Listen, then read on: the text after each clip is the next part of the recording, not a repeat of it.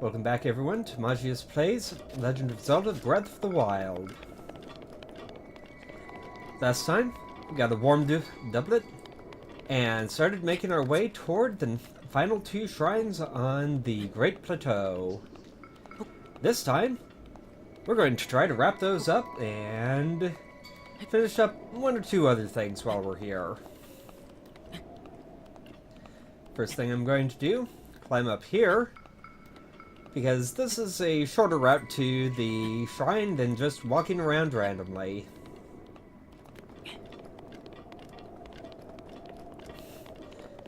The nice thing about being able to climb anything is it really helps you get anywhere you want to go. It's going to be useful later on. Well, maybe not useful, but something to keep an eye on for later on. And here we are. Just a nice smooth run down to here.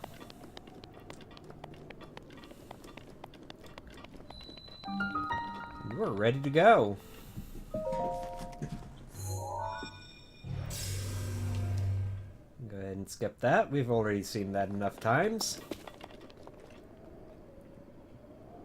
Yeah, definitely don't want to try jumping down from here. And here we go. Into the depths.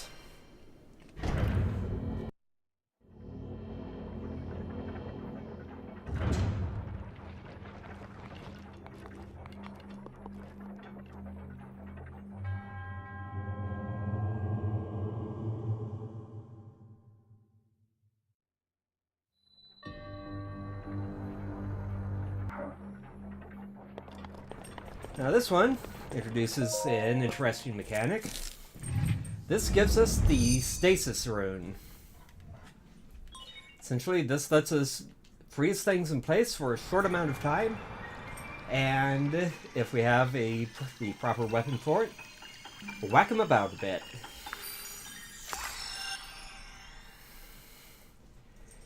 It is very useful throughout the game.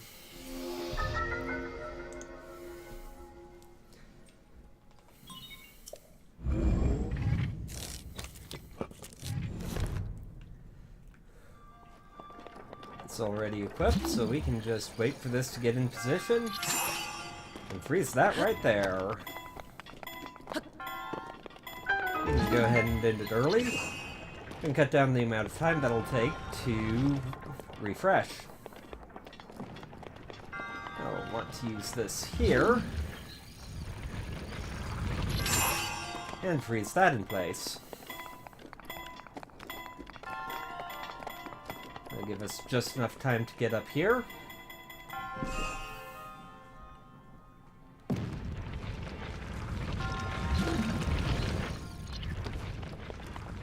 And if we move quickly enough... We did not move quickly enough. Well, crud.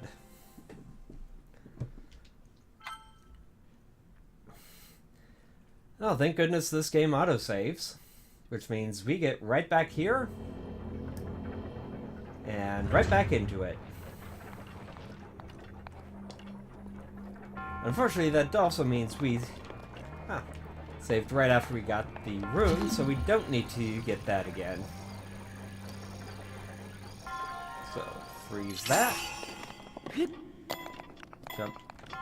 Jump. Release.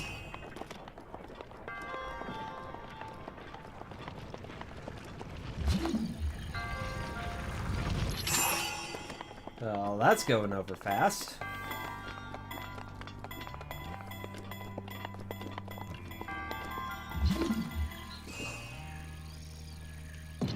We'll just run past this as soon as it goes by, not waiting for it this time. And this would give us a Traveler's Shield.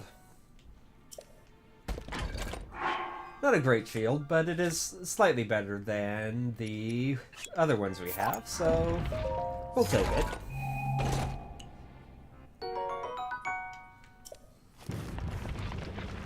Now just run down and go across. I'm not going to need 2 torches. So I'll throw that out. Grab the sledgehammer, which is going to be very useful in taking on one of the world bosses that we'll be seeing here in a bit. As well as knocking these about.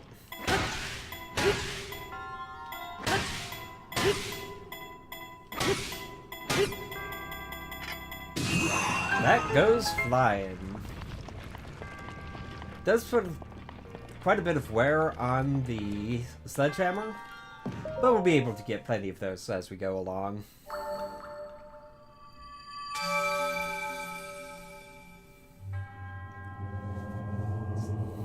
So we have Promise. Let's skip that. Get another Spirit Orb. That gives us 3. And we're going back out.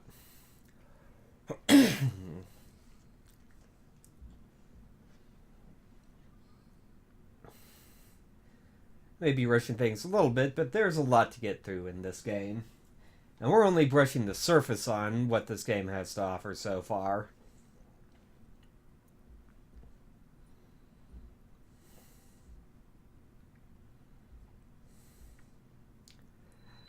But now that we have that taken care of, we can head back up this way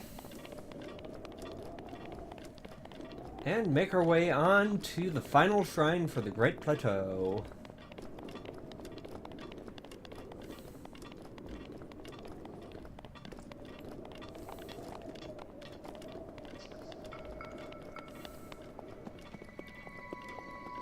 Just make our way down here. There we go.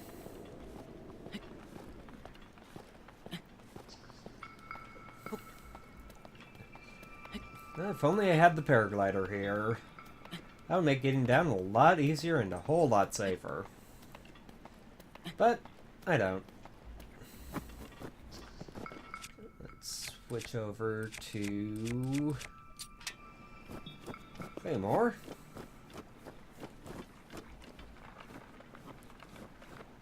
And say hi to a couple guys. Oh, you're not letting me sneak past, so...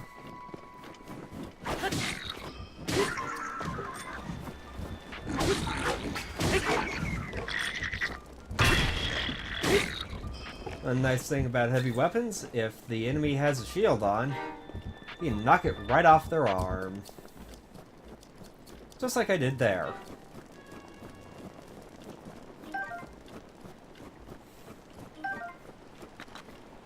That gives me a couple things there.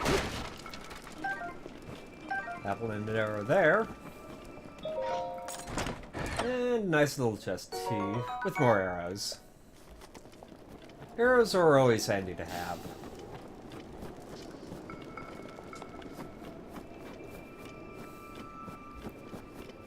We head up here to the next camp. And this time we've got a couple of explosive barrels lying around. So I think I'm going to put those flame arrows that we got earlier to use.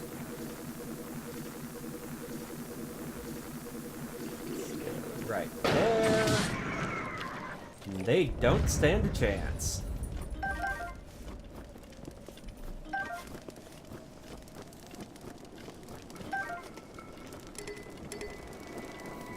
Some more crafting materials, which we'll probably need quite a few of in the future. Then again, we won't need nearly as many as we're getting, so there's that.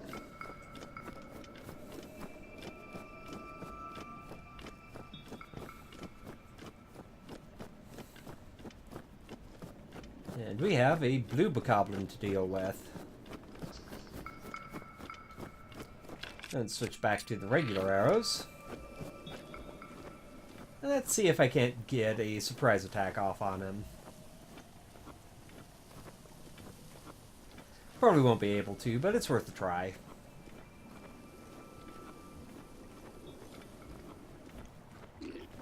No.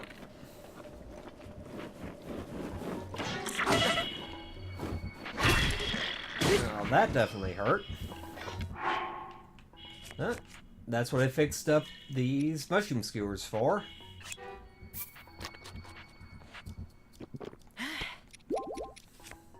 I might as well eat a baked apple, because why not?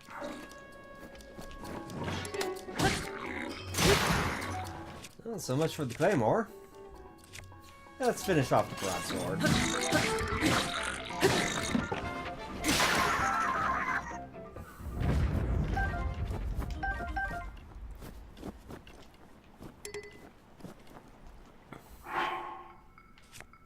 Once again, those are some pretty nice shields, so drop the old, get the new.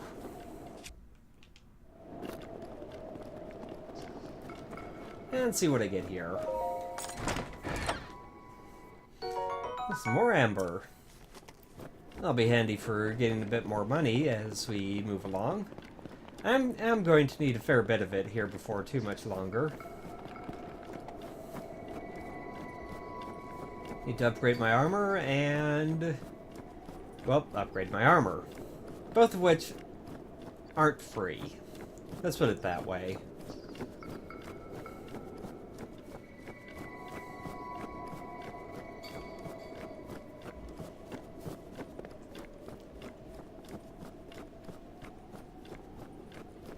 Now we're getting very close to the final shrine for the Great Plateau.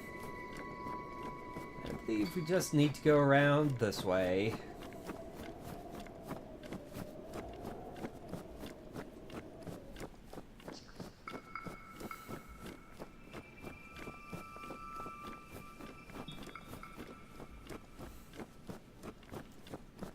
Or maybe not.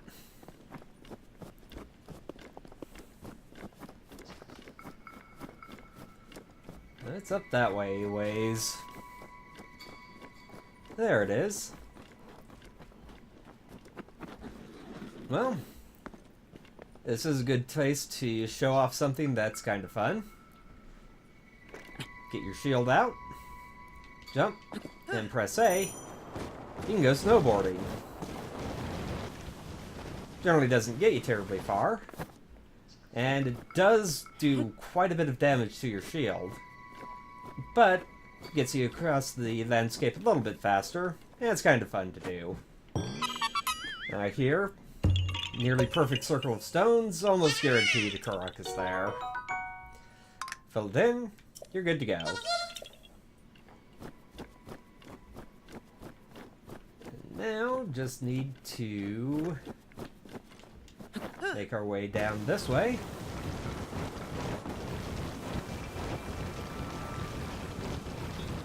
And deal with these guys.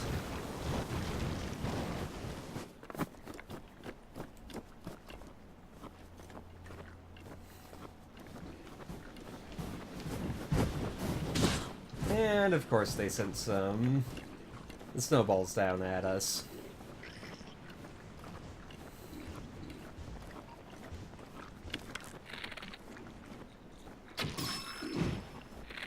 Crit the 1, crit the 2, crit the 3, and lost the bow.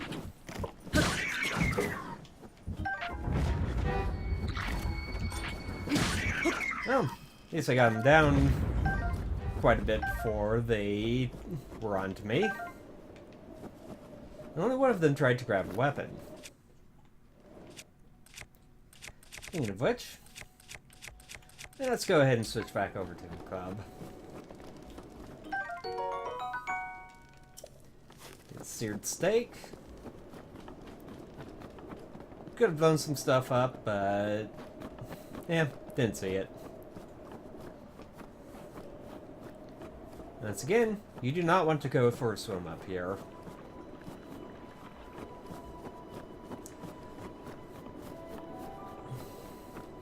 Well, I have gone swimming in a swimming pool up in the mountains.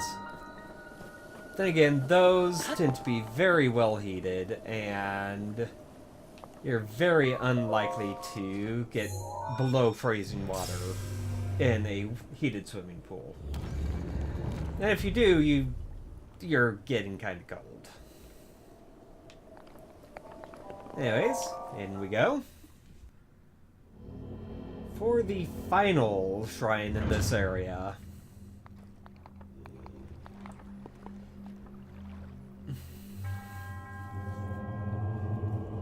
Namut. The Crayonist Trial. This lets us create frozen pillars of hot ice, whatever that is, that we can climb on and move around the shrines. Some of the puzzles using this one are pretty complicated.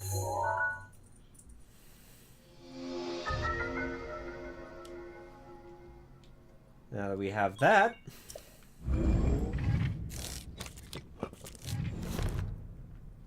auto equips, and right up here, have a decent sized pool of water. You can create a pillar with it. There are a number of things you can do with it. You can use it to block things that are coming your way, lift portcullises that are above the water, lift enemies that are trying to hit you. Although that last one's definitely not particularly useful.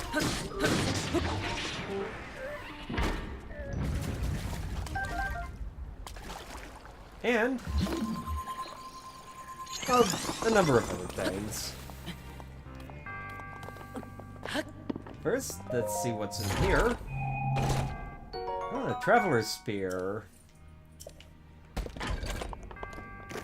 Oh, don't need this fob. As I said before, I much prefer the spears to any of the other weapons.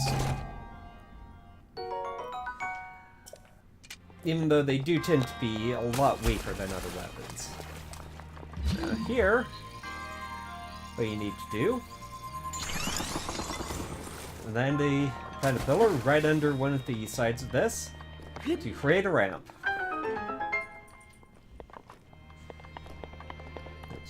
And that brings us up here to the end, when we're done.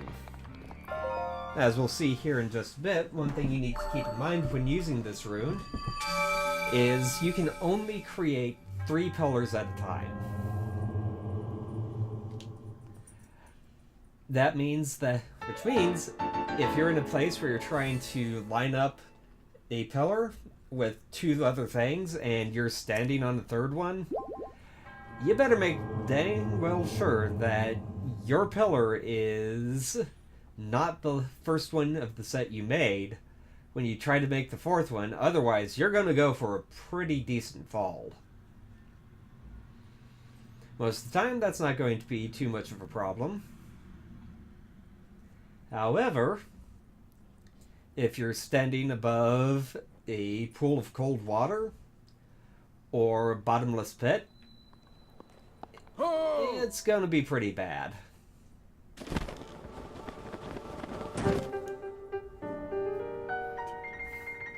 Yeah, we have gotten all of the spirit orbs.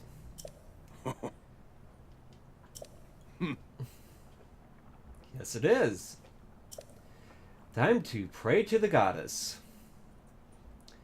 But first, we have some other things we're going to do. Okay, what he's actually saying is we need to find the intersection of all 4 shrines. Pretty easy to guess where that's going to be. And meet him there. However, we do have a few other things that we want to do first. Such as right here. You may have noticed that treasure chest sitting in the center of the pool here. I definitely do not recommend trying to run out and grab that as soon as you get here. That's just asking for a game. What you can do is set up a number of pillars to get you over to it. As you see there, there's the first one I laid down, breaking apart.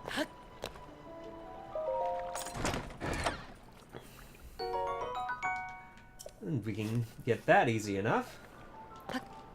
Oh, that's bad. Yeah, that... You got to see there just how fast that eats through your hearts. So break that, break that.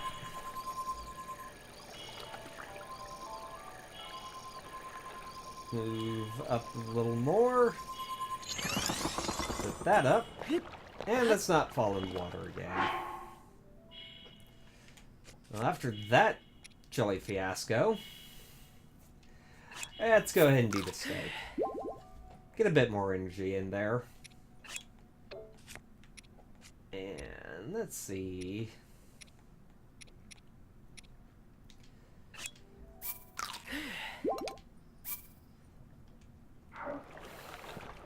Even though it's definitely not at all recommended that you eat bird raw. However, that wraps things up for this section. And we can either take a very long walk back to see what's over there. But first, I think there's a little bit of something here that I want to take care of. But that will wait till next time. For now, this has been Legend of Zelda Breath of the Wild. I have been Magius Delgado, and I will see you next time. Until then, Magius out.